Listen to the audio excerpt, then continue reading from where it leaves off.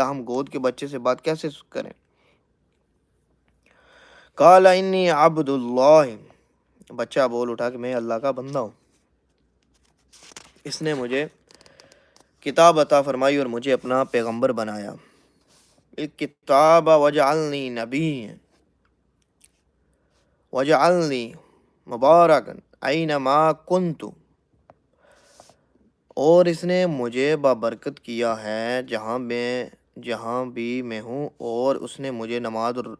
زکوٰۃ کا حکم دیا ہے جب تک میں بھی زندہ رہوں، اور اس نے مجھے اپنے والدہ کا خدمت گزار بنایا ہے اور مجھے سرکش اور بدبخت نہیں کیا، اور مجھ پر میری پیدائش کے دن اور میری موت کے دن اور جس دن کہ میں دوبارہ زندہ کھڑا کیا جاؤں گا سلام ہی سلام ہے۔